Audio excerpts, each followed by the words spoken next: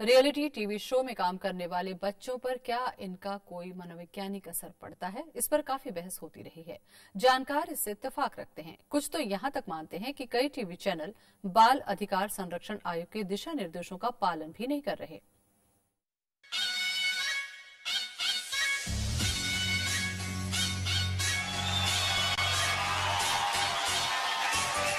ये तस्वीरें reality TV show की हैं जिसमें बच्चों की अद्भुत प्रतिभा की झलक मिलती है। लेकिन तस्वीर का दूसरा पहलू ये भी है कि शो में जीत के लिए बच्चों को बेहिसाब मेहनत करनी पड़ती है। इसके अलावा उन्हें मनोवैज्ञानिक दबाव से भी गुजरना होता है। 2008 के एक रियलिटी शो में कोलकाता की लड़की शिंजिनी सेनगुप्ता का मामला सभी को याद होगा, जिसमें हार के बाद शो के जज की टिप्पणी से बच्ची इतने सदमे में आ गई थी कि उसके शरीर का एक हिस्सा अपंग हो गया था। बाल मनोवैज्ञानिकों का मानना है कि ऐसे शो में बच्चे अपनी उम्र से बड़े किरदार निभाते हैं तो उनमें जीत हार को सहन करने का मादा भी कम हो जाता है।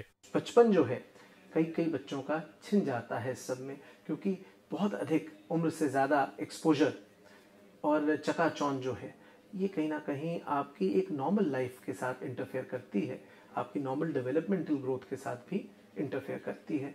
तो मुझे लगता है कहीं ना कहीं कुछ मापदंड होने चाहिए, तय करने चाहिए। संसद में भी इस बारे में कई बार सवाल उठे। राज्यसभा सांसद प्रभा ठाकुर ने इस पर चिंता जताई कि रियलिटी शो में काम करने वाले बच्चों का उनकी पढ़ाई और बचपन पर प्रतिकूल असर पड़ता है।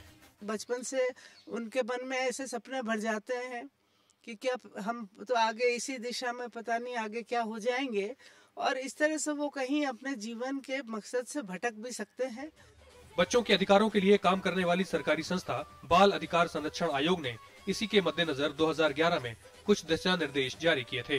इनके मुताबिक TV serial, TV reality show और विज्ञापनों में बच्चों को मौखिक या शारीरिक हिंसात्मक दृश्यों का रोल नहीं दिया जा सकता।